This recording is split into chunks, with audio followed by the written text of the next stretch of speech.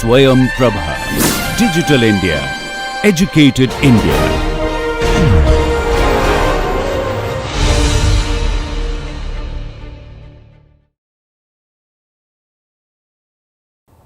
A brief introduction of randomized algorithms, okay, followed by global min-cut problem.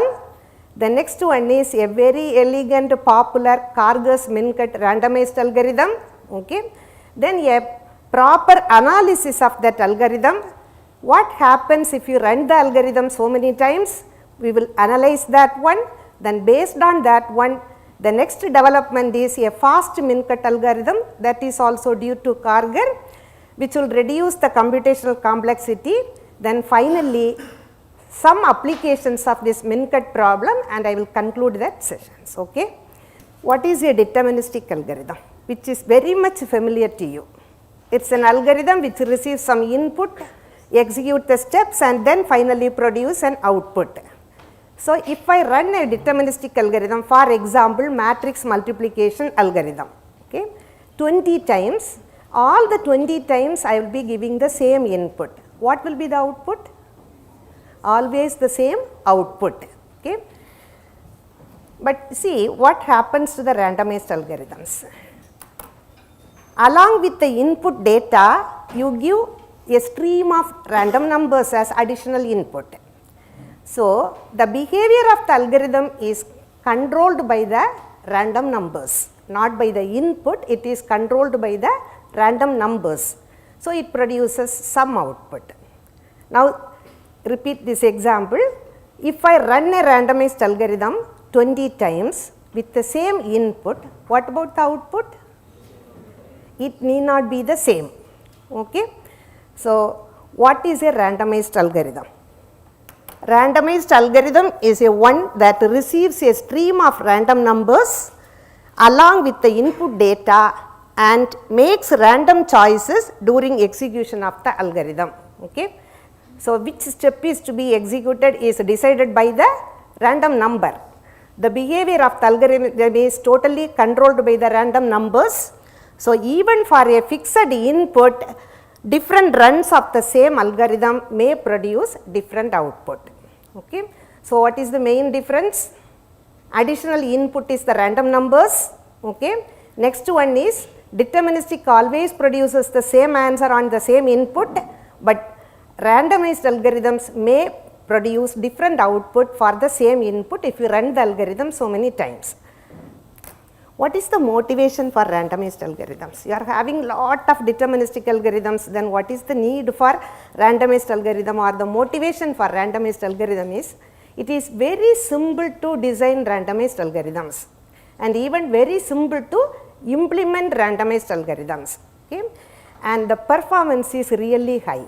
Okay. You can reduce the computational complexity, space complexity, etc. So the performance of the algorithm is really high. Then highly suitable for online algorithms. Okay. Can you mention one of online problem? Have you heard of online paging problem? Yes? Okay. So for that paging problem also there is a nice randomized algorithm. Okay. Highly suitable for online algorithms and also highly suitable for parallel and distributed computing. Okay. And for many hard problems, you can obtain better complexity bounds by using randomized algorithms. You have learned NP hard, NP complete problems. Okay. So always see, when you stick on to randomized algorithms, we stick on to polynomial time algorithms. Otherwise there is no use. You are having a deterministic algorithm which runs in exponential order time, but if I apply randomization, I will be expecting a polynomial time algorithm. If I get again an exponential order algorithm, that is of no use. So always we will stick on to polynomial time algorithms. Okay. Now once you design an algorithm, you have to check the correctness of the algorithm. Okay. Now when you consider the randomized algorithms, since the different runs of the algorithm on the same input produce different outputs, it may or may not produce the correct answer. Okay. When you run the algorithm once, you may get the correct answer or you may not get the correct answer. Okay. So, next comes analysis. Normally analysis means analysis of time complexity and space requirement. Am I correct? Here when you consider analysis, see there is a class of algorithms which may or may not produce the correct answer. So, in that case I have to find out the probability of success. What do you mean by probability of success? What is the probability of getting the correct answer? Correct? Without doing that one, just like that, if you implement the algorithm may fail with high probability. Then what is the use of that one? Okay. So, first you will be analyzing the high probability or the probability of success of the algorithm. Then the next one is the running time. Correct? Already I mentioned that for the same input, when you run the algorithm repeatedly with the different choices of random numbers, the algorithm may produce different output. So, what about the running time? Is it a fixed one? No, it is a random variable. See, when the algorithm is executed based on a sequence of random numbers, in one execution it may skip some steps there. In another execution it may execute the same steps also. So, the running time is a random variable. So, for that random variable always you will be finding the expected running time, expectation of that random variable, which is nothing but the expected running time of the algorithm. Okay. So, in the analysis, if the algorithm is correct, you will be going for the expected running time. If the algorithm produces wrong answers, we will be analyzing the success probability, that is the probability with which the algorithm produces the correct answer. Are you able to follow this one? So, based on this one, the randomized algorithms are classified into two groups, Las Vegas algorithms and Monte Carlo algorithms. Okay. So, Las Vegas, what is the difference? In Las Vegas, there is no gambling with the correctness of the algorithm. That means it produces the correct answer always. Okay. So, the running time is a random variable. We will be analyzing the expected running time of the algorithm. Okay. But Monte Carlo algorithm may or may not produce the correct answer. That is, there we will be gambling with the correctness of the algorithm. So, it may or may not produce the correct answer. We have to analyze the probability of success.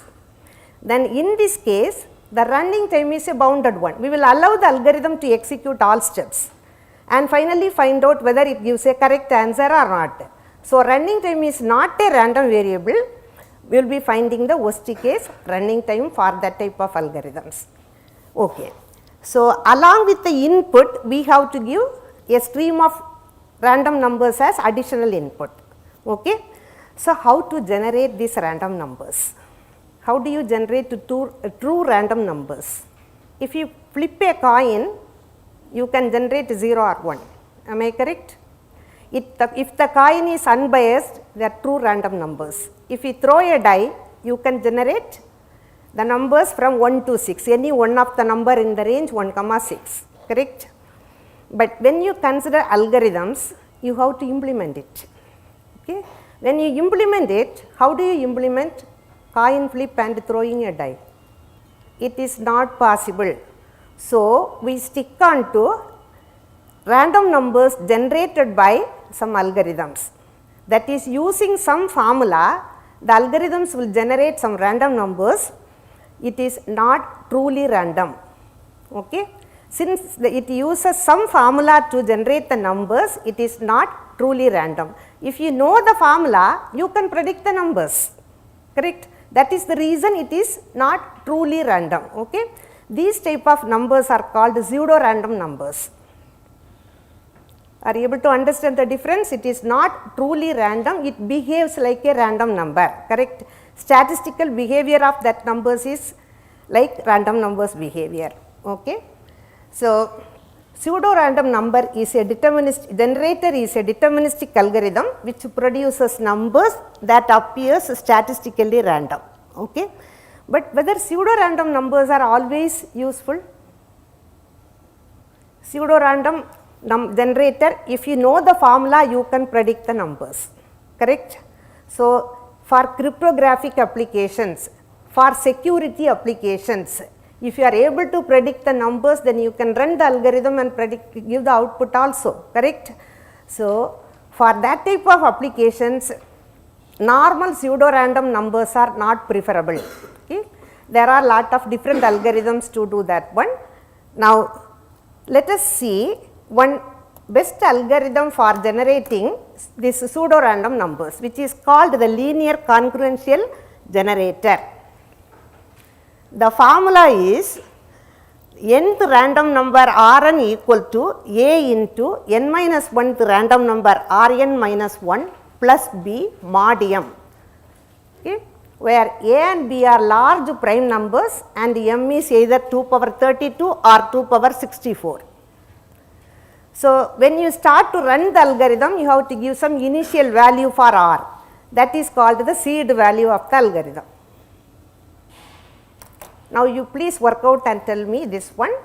For example, m equal to 8, a equal to 3, b equal to 2, the seed value r naught equal to 1, you find the sequence. You are getting the sequence as 5 1 5 1, correct? Is it a good generator now? No, your m value is 8. If it is a good generator, it should generate all the numbers in the range 0 to 7, correct? Uniformly it has to generate. What about the period of this sequence? 2. It is not 7 or 8, correct? So, it is not a good random generator. So, the formula is really good. Then when you consider choice of the parameters there, you have to be very careful. So, to get the period as m for all seed values, there is a theorem by Hull-Dobal which states that when b not equal to 0, the period will be m for all seed values if the parameters satisfies the conditions m and b are relatively prime, a minus 1 is divisible by all prime factors of m, a minus 1 is divisible by 4 if m is divisible by 4.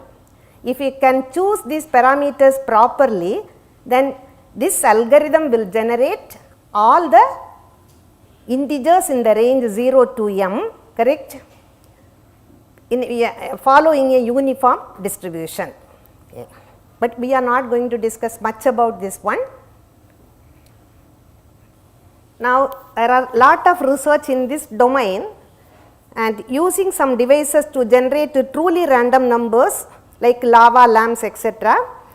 There are some research work. If you are interested in that one, you can refer these two links. So, next we will move to global min-cut problem. So, in a multi-graph, a cut set is a set of edges whose removal disconnects the graph. Okay. So, we are going to stick on to unweighted multi-graphs. Global minimum cut or min-cut is a cut with the least number of edges, or in other words, a cut is a partition of the vertex set into two sets S and T, and if the number of edges between the two blocks of the partition is minimum, then it is called a min-cut. Okay. This is an example graph. Okay. What is the size of the min-cut? 2. If you remove these two edges, you can disconnect the graph, and this is the size of the min-cut, it is 2. Okay. Now, you have learned ST min-cut algorithm, am I correct? Max flow min-cut. What are the algorithms you have learned? Ford-Fulkerson, Edmond-Harp's algorithm. Okay. Can you make use of that idea to find the min-cut or the global min-cut in a given unweighted undirected graph? Can you make use of that ST min-cut idea, correct, to find the global min-cut or to solve the global min-cut problem in the given graph? If it is yes, how do you use it? Yeah, instead of considering that one as the weight, we can consider it as a weighted graph by adding the weight 1 to each and every edge, correct? It is an unweighted graph. Now, it is very simple. Take one vertex as S, correct? then choose one of the remaining vertex as t, then find out the st cut. Okay. Repeat this one how many times? For all t values, correct. So, n minus 1 times I have to repeat this algorithm and choose the minimum cut among these. Okay. What about the computational complexity if you do this one?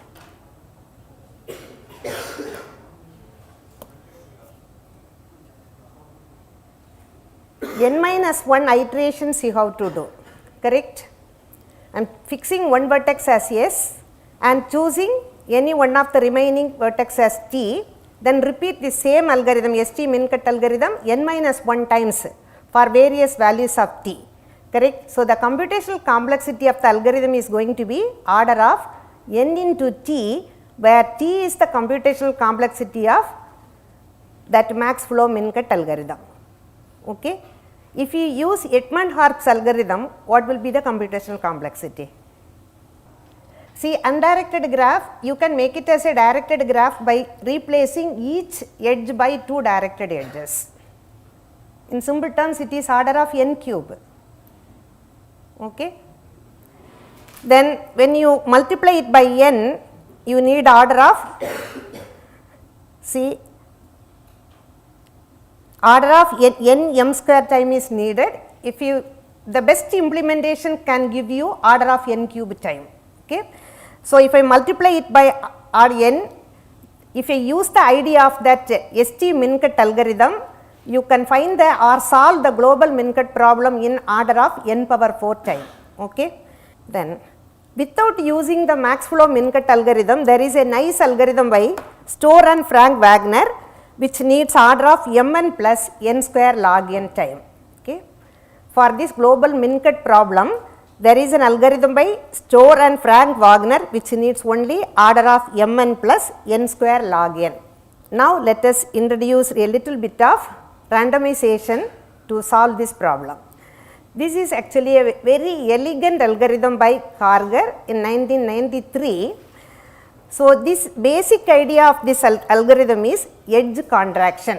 Okay. In contracting an edge of the graph, you will be merging the two end vertices, then delete the edges between the two end vertices, then the resulting graph is denoted by G contracted, that notation u comma v.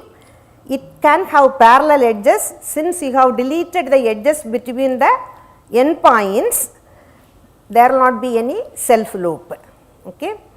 So, in the basic idea of Karger's min cut algorithm is, you repeat this edge contraction until you are left out with only 2 vertices. Then the algorithm will give the size of the min cut as the number of edges between the 2 vertices. Very simple algorithm. Okay. We will see the algorithm. Input is the graph G, which is equal to v comma e. We are assuming that it is an undirected unweighted graph. N is the number of vertices in the graph. A very simple for loop. For I equal to n to 2, we will be starting with n vertices and ending with 2 vertices in step minus 1, correct. N, then n minus 1 like that. Pick a random edge, there comes the randomness. Okay. From the graph, you pick a random edge E, contract that edge, and the graph is the, now the current graph is the contracted graph. Finally, after completing that for loop, you return the cut in the final graph. Okay. Very simple algorithm, easy to implement also. Let us see some examples. See, this is the input graph. First you contract the green edge B comma D. What is to be done? Merge the 2 vertices B and D. Remove that green edge. Okay. B comma D, it is merged as a single node. Okay. That green edge is removed. Then what happens? This yellow edge B is having one end at B. Okay. So, B, the same thing here, and DE is having one endpoint at D, so DE. So this is the contracted graph. All of you please try to draw that one and do. Then only easily you can understand. If you are already familiar with this one, you can leave. Next you contract randomly. I am selecting the yellow edge which is B comma E. You contract the edge. One more selection. Contract the red edge there. C comma D. Now you are having only two vertices. One vertex is A. Another one is B, E, C, D. Is it a cut? The graph is there, you can check.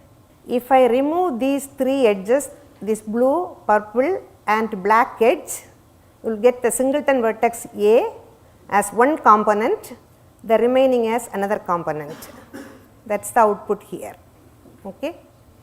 So the size of the min cut by running this algorithm is 3. Is it a correct answer? No. What is the size of the min cut in this simple graph?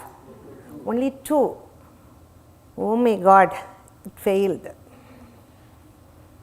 Shall we try with some other choice of random numbers and check our luck whether you are able to get it or not? The same graph, you please do this one. You contract the green edge first, then the purple edge and then the blue edge. First you contract the edge B comma D, then you contract the purple edge which is A comma D and then the blue edge A comma C. Over. What is the answer? Min cut size is 2. See.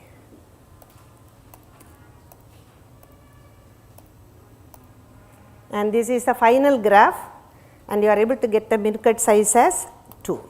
Okay. So it is a success now. Now see, you have seen 2 runs of the algorithm, correct? First run with one set of random choices, second run with another set of random choices. One run of the algorithm is giving you a wrong answer, the second run is giving you the correct answer. What is the reason behind it? See, in the first run, we have contracted one min cut edge. Am I correct? That is, we have contracted that yellow edge. Okay. If you run the algorithm without contracting any of the min cut edges till the end, you will get the correct answer. Okay. So next we can do the analysis. So Karger's min cut algorithm, some illustration of Karger min cut algorithm go over. So it is a Monte Carlo algorithm, correct? Always it need not produce the correct answer. So we will do the worst case analysis or the worst case running time of this algorithm. What is the time needed for edge contraction? It is given as order of n. How? That is, see, can you explain it in terms of the changes in the data structure?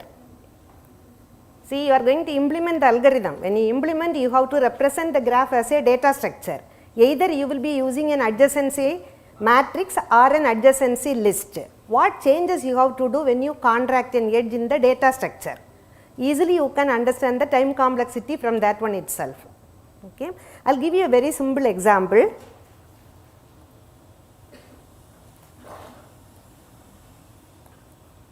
You consider this graph and contract the edge AB.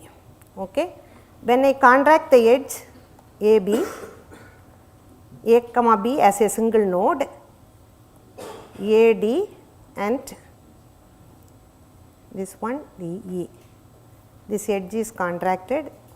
Am I correct? Now see, if we use adjacency matrix as the data structure to represent the graph, this is the adjacency matrix for this graph. A to B 1, A to C 0, A to D 1, B to A 1 0, then B to C 1, B to D 0, C to A 0, C to B 1, C to C 0, C to D 1, D to A 1, D to B 0, D to C 1 0. Am I correct? This is the adjacency matrix representation of this graph. Okay. Now when I contract this two nodes, this edge AB, the two vertices A and B are merged. Okay, the changes should be reflected in the data structure.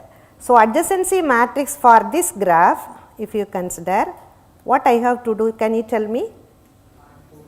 Add the two rows corresponding to the vertices A and B. Similarly, add the two columns, since it is a symmetric matrix, add the two columns corresponding to A and B, correct? Then when you add, sum of the diagonal entries may become 1, correct? So replace all the diagonal entries by 0. So what is the final adjacency matrix? I will be adding these two columns, correct? So 1, 1, 1, 1, correct? Similarly, you have to add these two rows. So here already 1, 1, 1, 1, correct? Then the remaining, see, after adding, I will be deleting this one, am I correct? Or replace it by zeros. The column and this one also by 0. 1 0 0 1, 1 0 1 0, correct? And replace all the diagonal entries by 0 because there is no self loop. Okay. So here one row, second row full of zeros and second column full of zeros, that is actually two vertices are merged there, correct? Now what is the work done? I am adding two columns. What is the time needed for that? Order of n. If there are n vertices, adjacency matrix is an n cross n graph matrix. So you will be adding two columns in order of n time. Similarly, adding two rows in order of n time, correct? Then replacing the diagonal entries by zeros in order of n time, correct? So total time needed is order of n for edge contraction, correct? Now what about that Karger's min cut algorithm? How many times it runs? It is a for loop, simple for loop. For n equal to I equal to n to 2. So n minus 2 runs, correct, or n minus 2 iterations. Therefore the time complexity of Karger's min cut algorithm is order of n square. I will write it here itself.